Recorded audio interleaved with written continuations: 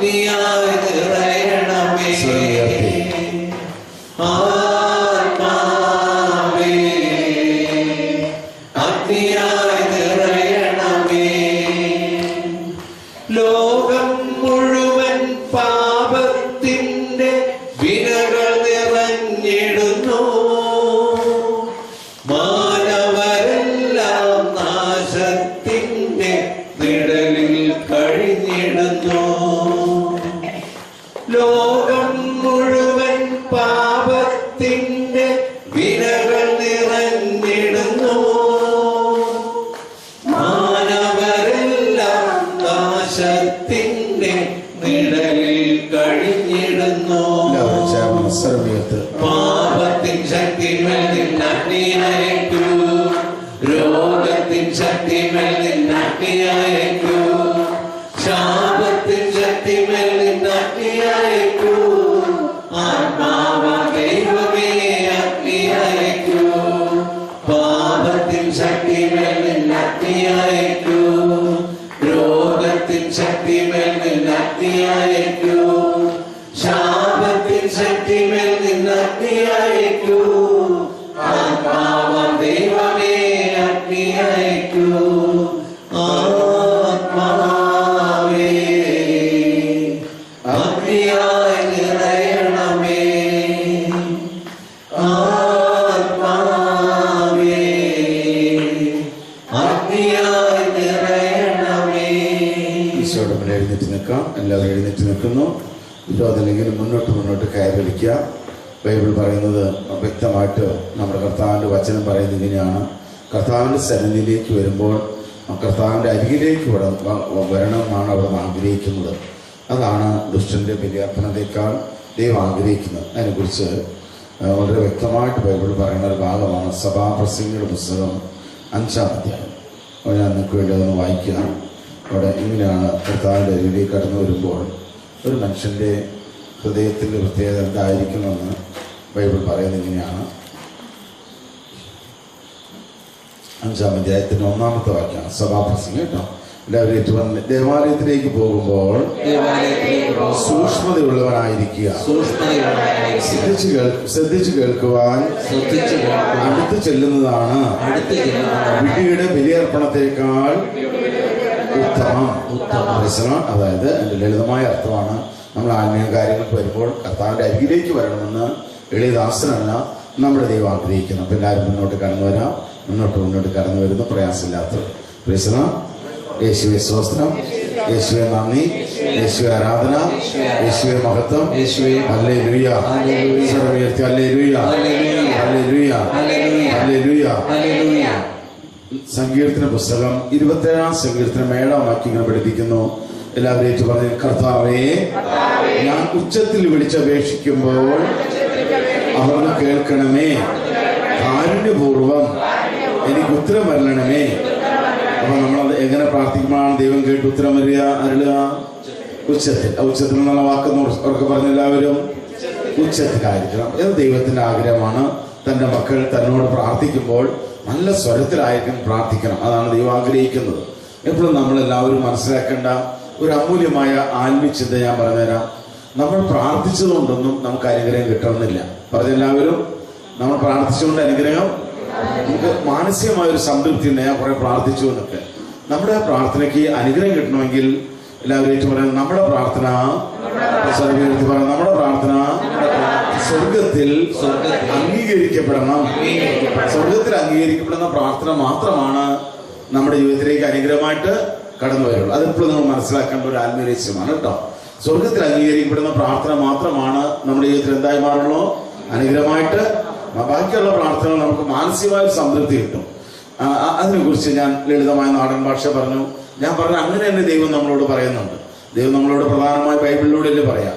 ഞാൻ ഈ പറഞ്ഞത് ബൈബിൾ എഴുതി വെച്ചിരിക്കുന്നത് പ്രഭാഷകന്റെ പുസ്തകം 35-ാം അധ്യായത്തിന്റെ 16-ാം വാക്യത്തിലാണ്. ആരെങ്കിലും ഈ സൈസ് ബൈബിളാണ് ഉപയോഗിക്കുന്നെങ്കിൽ അത് 16-ാമത്തെ വാക്യമാണ്.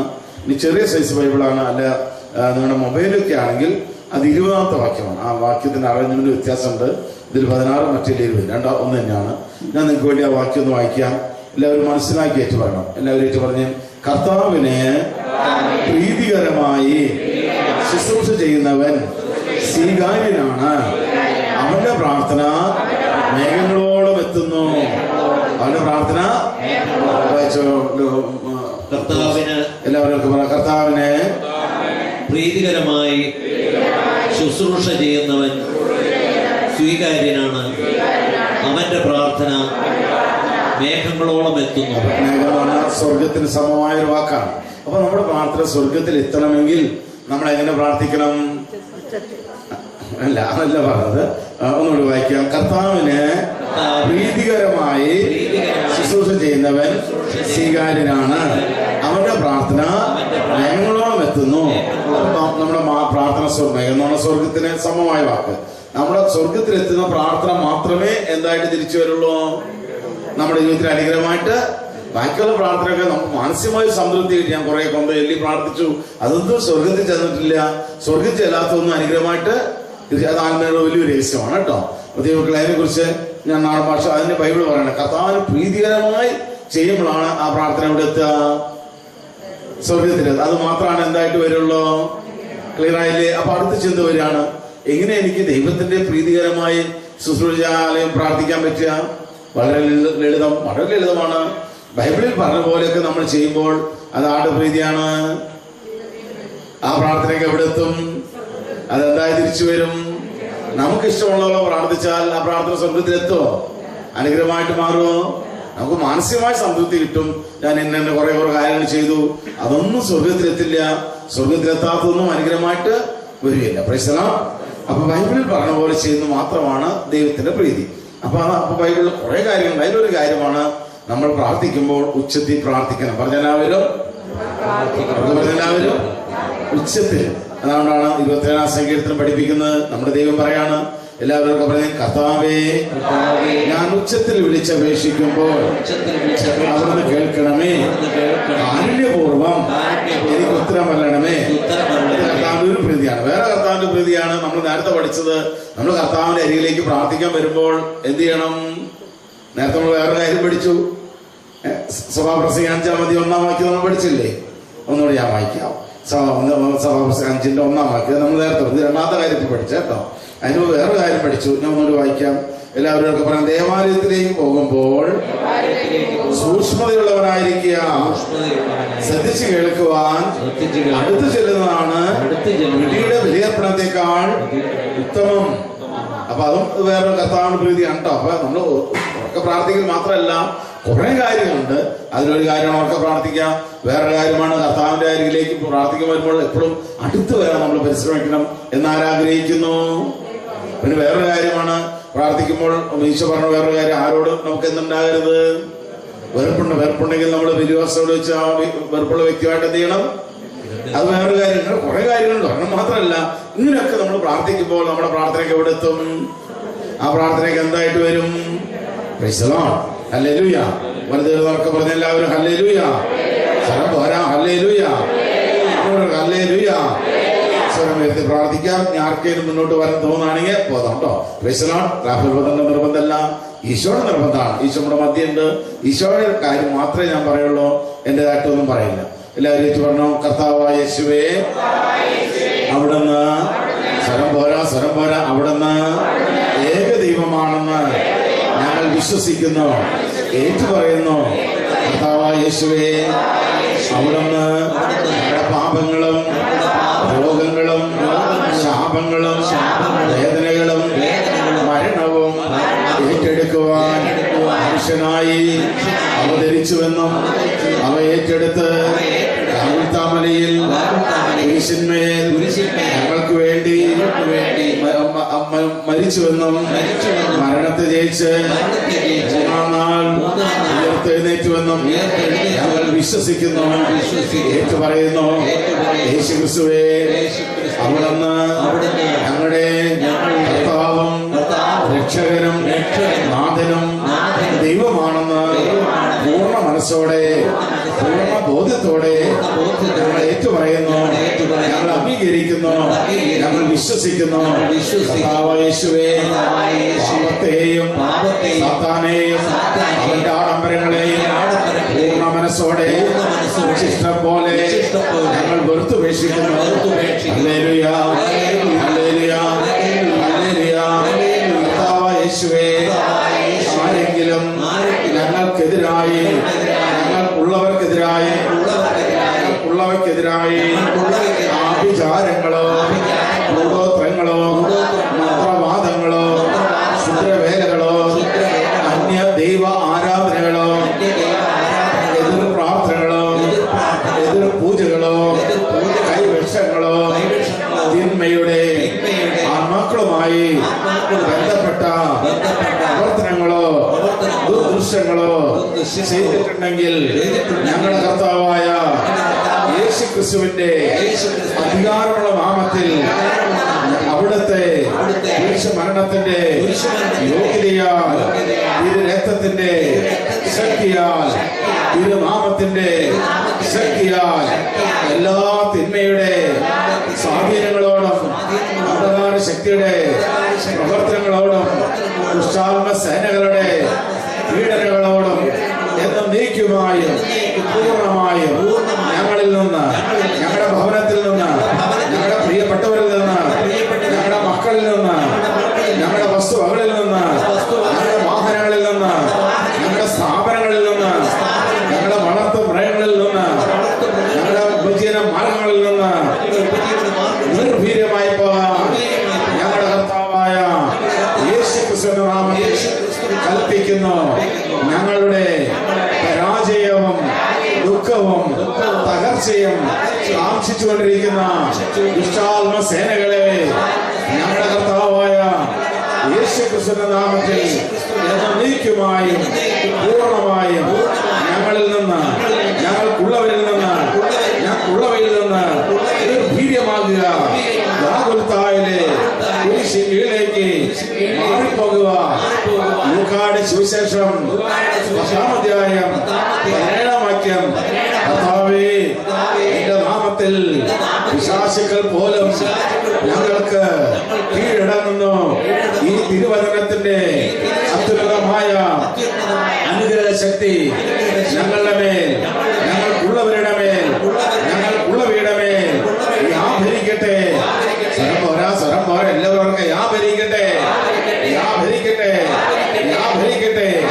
ലൂക്കായുടെ സുവിശേഷം 10-ാം അധ്യായം 19-ാം വാക്യം. ഇതാ പാമ്പുകളുടെയും തേളുകളുടെയും ശത്രുവിന്റെ സകല ശക്തിയുടെ മേലും ചവിട്ടി നടക്കാൻ നിങ്ങൾക്ക് ഞാൻ അധികാരം തന്നിരിക്കുന്നു. ഒന്നും നിങ്ങളെ ഉപദ്രവിക്കുകയില്ല. തിരുവചനത്തിന്റെ അത്യുന്നതമായ അനുഗ്രഹ ശക്തി ഞങ്ങളുടെ മേൽ, ഞങ്ങൾക്കുള്ളവരുടെ മേൽ, ഞങ്ങൾക്കുള്ളവയുടെ മേൽ വ്യാപരിക്കട്ടെ. സ്വരമേൽത്തി വ്യാപരിക്കട്ടെ, വ്യാപരിക്കട്ടെ. യാക്കോബിന്റെ ലേഖനം 4-ാം അധ്യായം 7-ാം വാക്യം.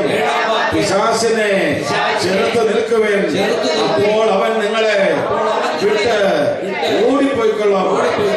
ഹല്ലേലൂയ, ഹല്ലേലൂയ, ഹല്ലേലൂയ. ഈ തിരുവചനത്തിന്റെ അത്യുന്നതമായ വിടുതലിന്റെ ശക്തി ഞങ്ങളുടെ മേൽ, ഞങ്ങൾക്കുള്ളവരുടെ മേൽ, ഞങ്ങൾക്കുള്ളവയുടെ മേൽ വ്യാപരിക്കട്ടെ, വ്യാപരിക്കട്ടെ, വ്യാപരിക്കട്ടെ. നമ്മുടെ കുടുംബത്തിലോ നമ്മളിലോ നമ്മുടെ മക്കളിലുള്ള എല്ലാ തിന്മയുടെ സ്വാധീനം നിർവീര്യമാകാൻ സർവശക്തനായ ദൈവത്തോട് നമ്മൾ കരങ്ങൾ ഉയർത്തി സ്തുതിച്ച് പ്രാർത്ഥിക്കാൻ പോവാണ്. എല്ലാവരും ഈ കരസ്വർഗത്തിലേക്ക് ഉയർത്തി സ്വതന്ത്രമായിട്ട് യേശുവെ എന്ന് വിളിച്ചോ ഹല്ലേലൂയ എന്ന് വിളിച്ചോ ഭാഷാപരത്തിലോ ആത്മാവ് പ്രേരിപ്പിക്കുന്ന പോലെ ഉറക്കെ സ്തുതിക്കട്ടെ. ഹല്ലേലൂയ, ഹല്ലേലൂയ, ഹല്ലേലൂയ, ഹല്ലേലൂയ, ഹല്ലേലൂയ. കർത്താവേ, ഞങ്ങളെ സമർപ്പിച്ച് ആരാധിക്കുന്നു, ഞങ്ങളെ സമർപ്പിച്ച് ആരാധിക്കുന്നു. കർത്താവേ, ഞങ്ങളുടെ കൃഷിയിടങ്ങളെ സമർപ്പിച്ച് ആരാധിക്കുന്നു, ഞങ്ങളുടെ വ്യാപാരങ്ങളെ സമർപ്പിച്ച് ആരാധിക്കുന്നു. ഹല്ലേലൂയ, ഞങ്ങളുടെ ഉജ്ജ്വല മാർഗങ്ങളെ സമർപ്പിച്ച് ആരാധിക്കുന്നു, ഞങ്ങളുടെ ഭവനത്തെ സമർപ്പിച്ച് ആരാധിക്കുന്നു, ഞങ്ങളുടെ വാഹനങ്ങളെ സമർപ്പിച്ച് ആരാധിക്കുന്നു. എല്ലാ കുട്ടികളുടെ അമ്മാക്കളെ സ്വാധീനങ്ങളെ കർത്താവായ യേശുവേ, സാധാരണ ഞങ്ങളുടെ ദൈവമേ, അങ്ങ് അത്ഭുതമായ ശക്തിയാൽ